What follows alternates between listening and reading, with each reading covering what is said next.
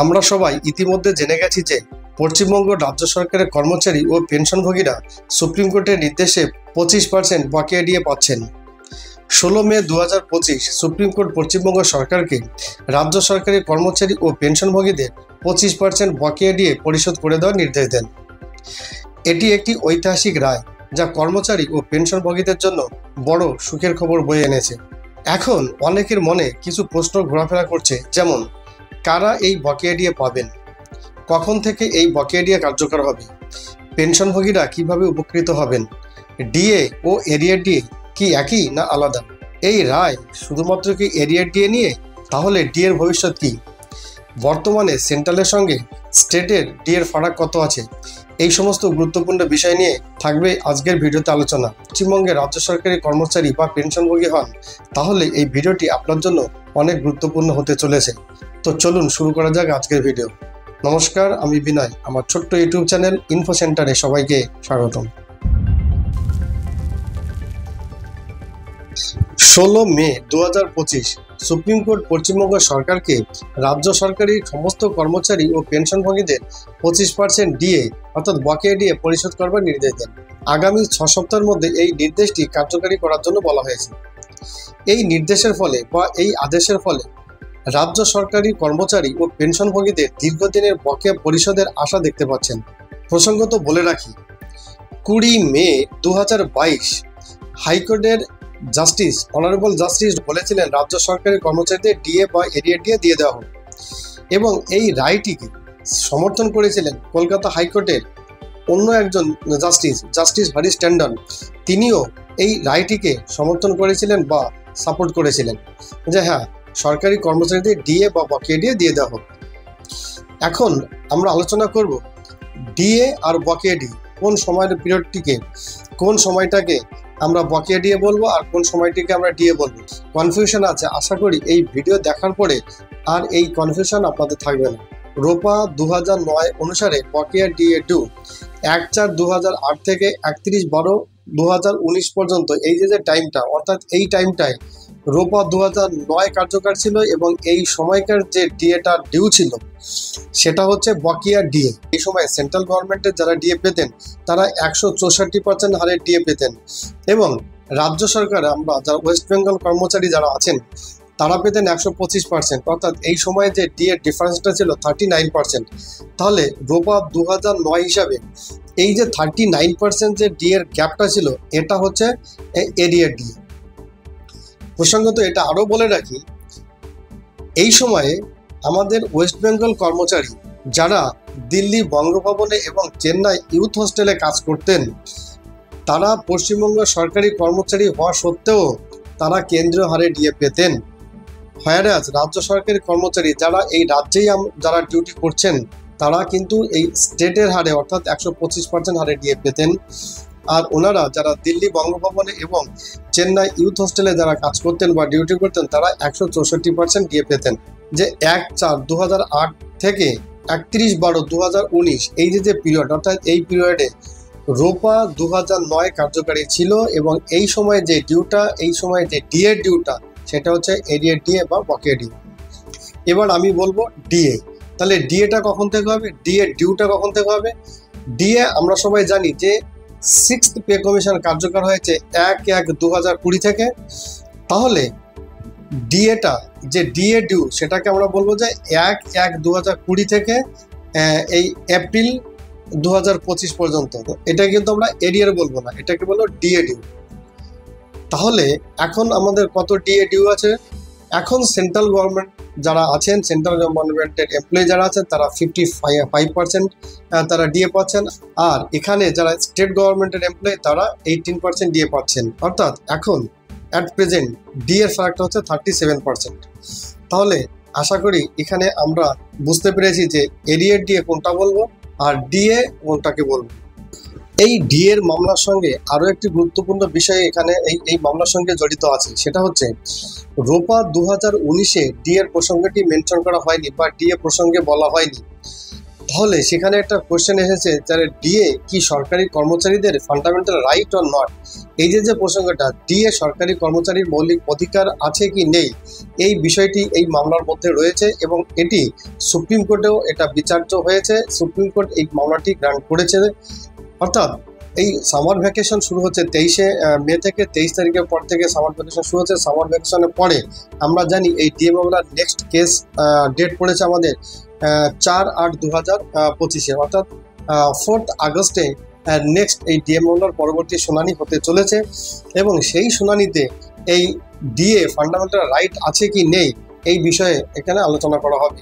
এখানে প্রসঙ্গত আরেকটি কথা বলবো, যেটা যারা আমাদের ওয়েস্ট বেঙ্গল কর্মচারী অথচ তারা ডেপুটেশনে দিল্লি বঙ্গভবনে আছেন এবং চেন্নাই ইউথ হোস্টেলে আছেন, ওনারা কিন্তু কেন্দ্রীয় হারে ডিএ পাচ্ছেন।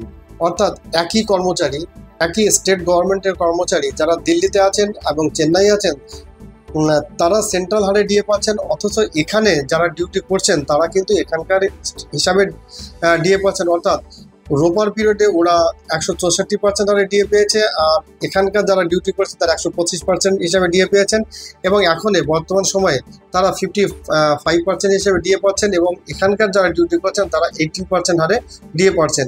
ফারাকটা, এই যে বৈষম্যটা, এটা কিন্তু সংবিধানের ধারা 14কে উল্লঙ্ঘন করছে।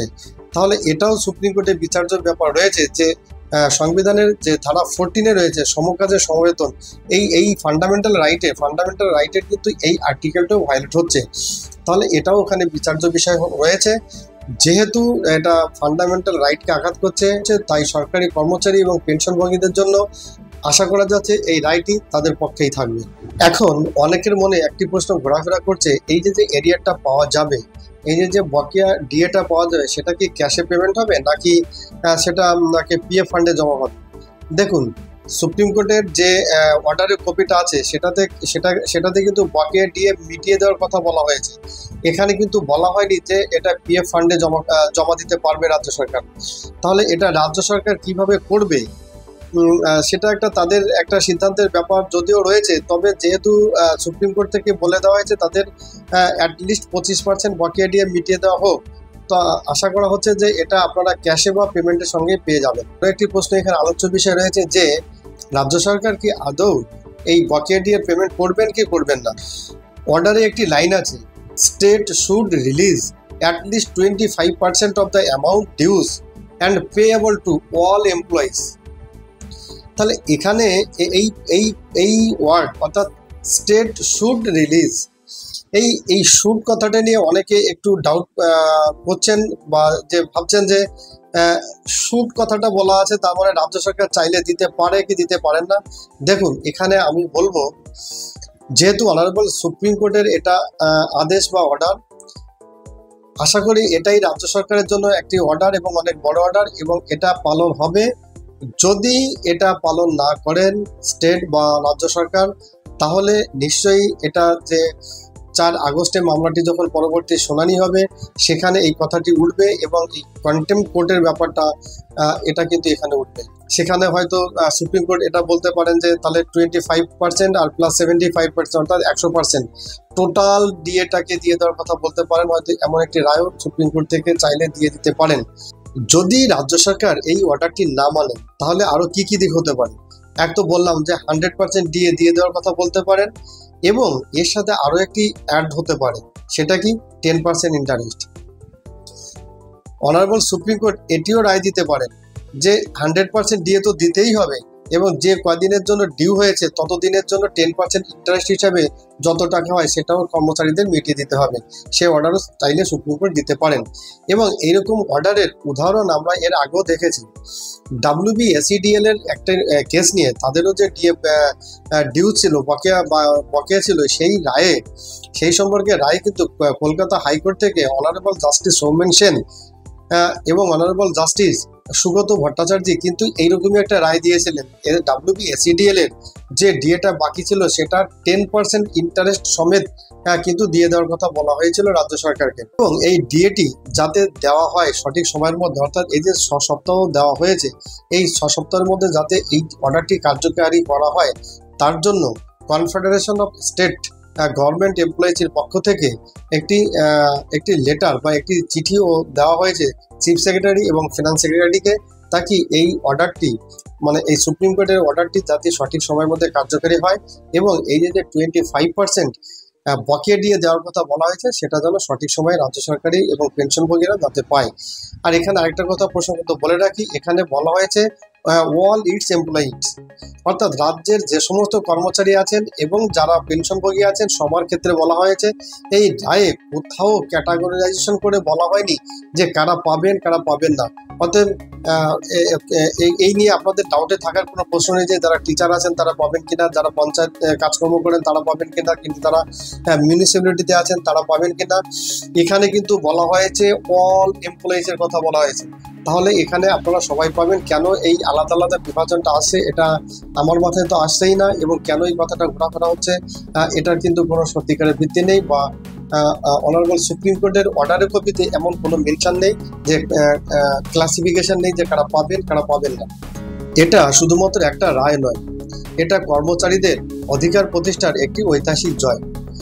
বছরের পর বছর ধরে যে বঞ্চনা, যে অপেক্ষা এবং যে ন্যায্য দাবিকে উপেক্ষা করা হয়েছিল তা আজ দেশের সর্বোচ্চ আদালত সুপ্রিম কোর্ট কর্তৃক স্বীকৃতি পেল। এই রায়ের মাধ্যমে প্রমাণ হয়ে গেল যে কর্মচারীদের কণ্ঠ কখনো চাপা পড়ে না, দেরি হলেও ন্যায় আসে। যারা সরকারি দায়িত্ব নিষ্ঠার সাথে পালন করেন, অবসরের পরেও রাজ্যের উন্নয়নে জীবন কাটিয়ে দিয়েছেন, এই বকেয়া তাদের ন্যায্য প্রাপ্য। আপনার মন্তব্য জানান, আপনি কি মনে করেন এই রায় নিয়ে? আপনি কি আশা করছেন সরকার সময় মতো এই বকেয়া দিয়ে মিটিয়ে দেবেন? কমেন্ট বক্সে কমেন্ট করে জানান। আর এই ভিডিওটি যদি ভালো লাগে তো লাইক করুন, শেয়ার করুন এবং এই ধরনের আরও ভিডিও পেতে আমার চ্যানেলটিকে সাবস্ক্রাইব করুন। তো বন্ধুরা, আজ এই পর্যন্ত। সবাই ভালো থাকুন, সুস্থ থাকুন। Thank you.